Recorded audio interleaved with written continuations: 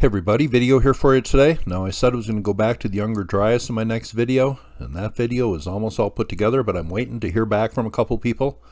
Want to get a second opinion on something I'm looking at, and also I want to talk to an author of a paper I read. So that video might be coming in the next few days. It's almost finished, just waiting to put the right finishing touch on it. But today we're going to go back to ancient America.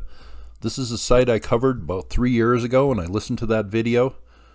I didn't. I just cringed. I hate listening to my old videos. This is going to be a replacement for that one.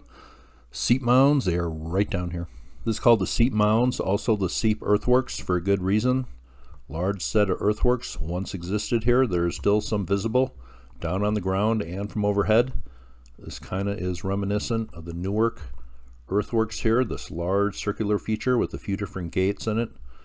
You go right down here, there's the main mound where some pretty cool things were found a long time ago. And then right over here, there's another feature still visible from overhead.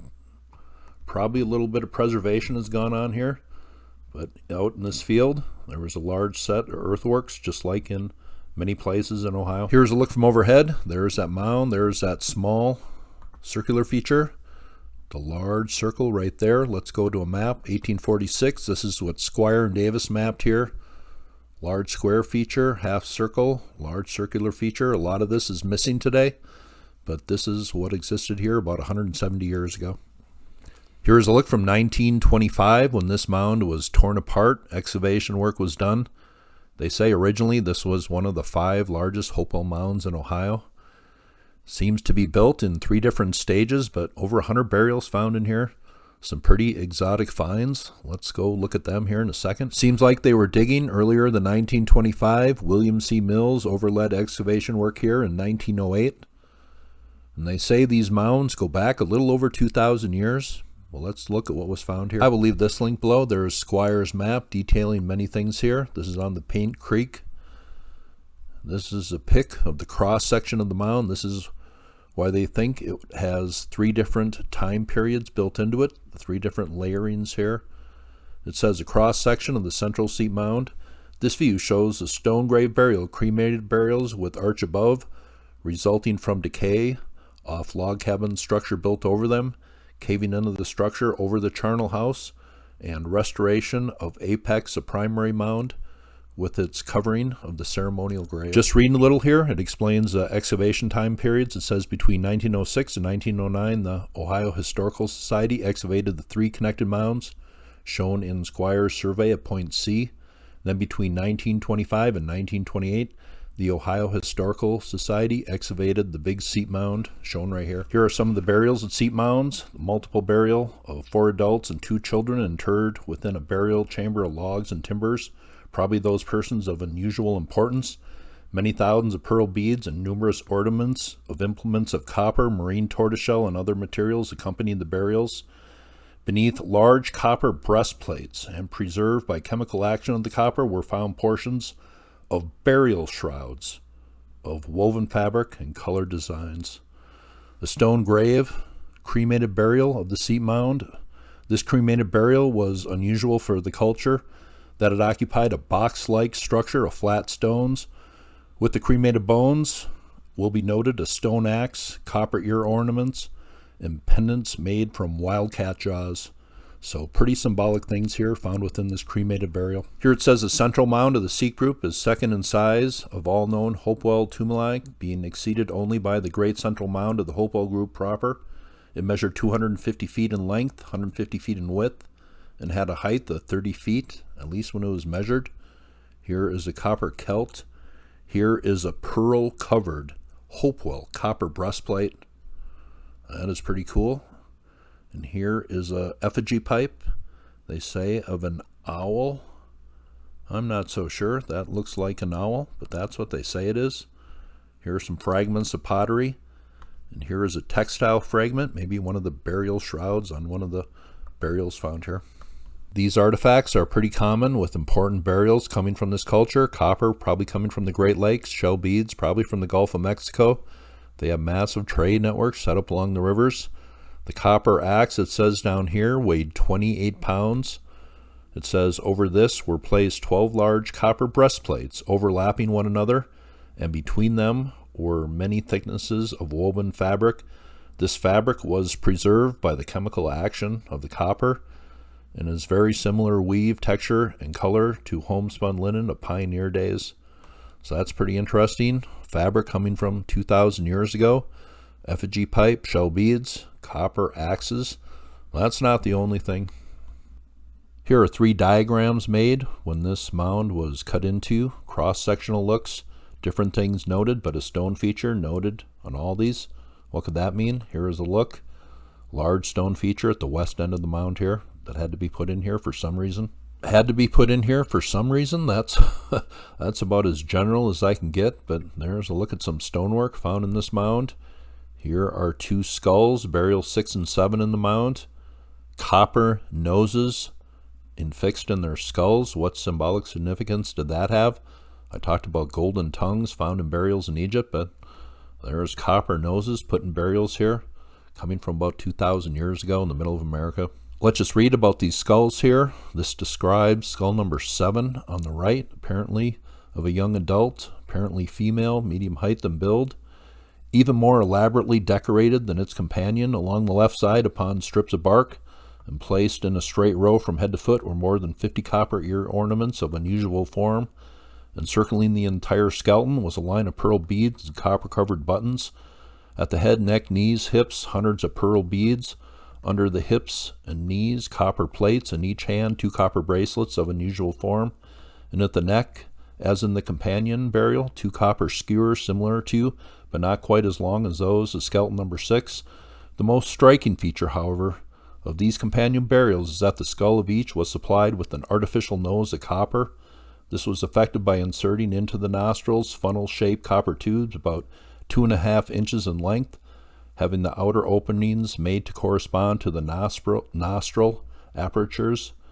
These copper noses were firmly embedded in place along both skulls and afford striking imitations of the original features. The copper noses doubtless were post-mortem insertions, as if one wished to indulge to surmise. It is easily conceivable that the Hopewell builders, obviously familiar with the human anatomy and thus realizing that the nasal appendage quickly decomposes after death. This could be symbolic, just like the golden tongues in Egypt, so those mummies could so-called talk to the gods. Here, copper noses put in, maybe so these burials could breathe in the breath of life in the afterlife. That is just a guess, but copper noses, that is pretty fascinating. Here's a look from a little under 100 years ago. They call this the central cut into the mound, but the burials, you notice, are down below the surface of the earth here.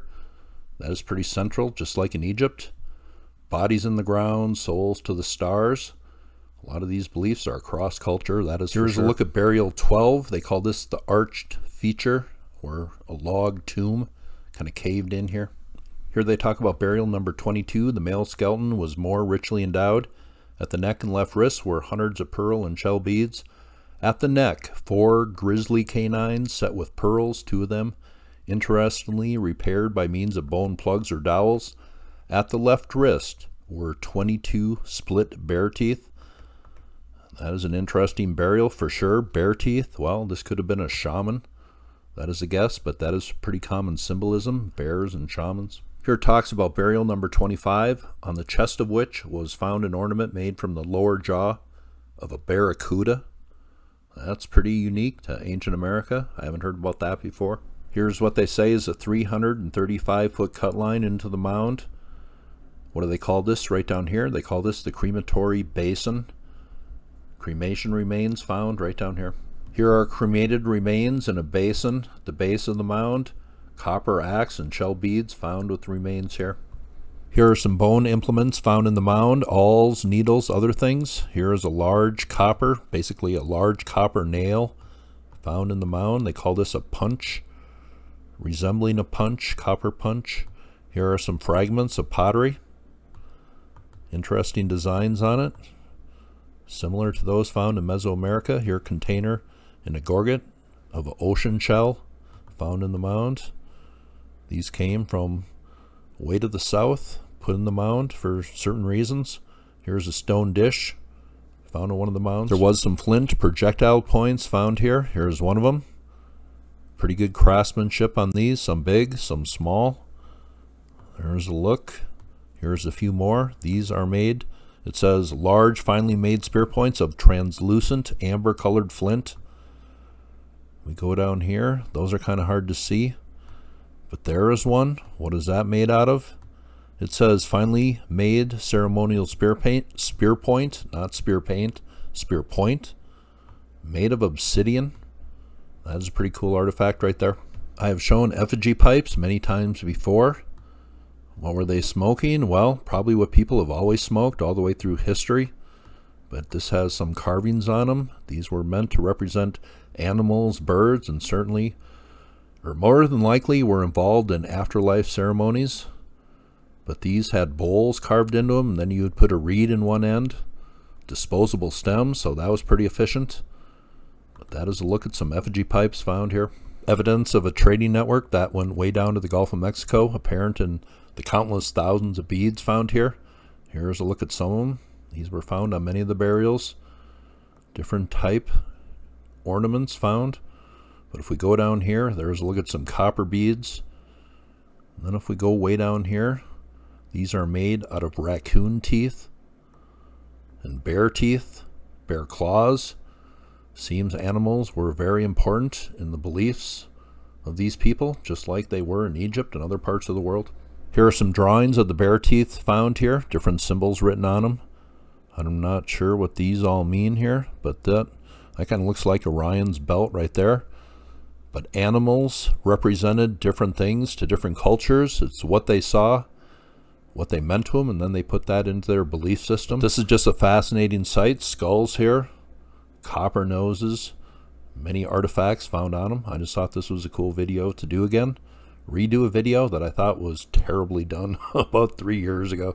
Here's one last look from 1925 when this mound was opened up. A lot of fascinating things found here. The history of these people, well, still a little blurry. That is a video on the Seip Mounds Earthworks. Pretty fascinating place. You can still see the earthworks down on ground level today. From overhead, you can get a good look on Google Earth there. I just thought this was a good one to redo. Fascinating finds. Some of the belief systems are kind of cross-culture. Hope you thought that was cool. That's ancient America for you. And you all have a very nice day.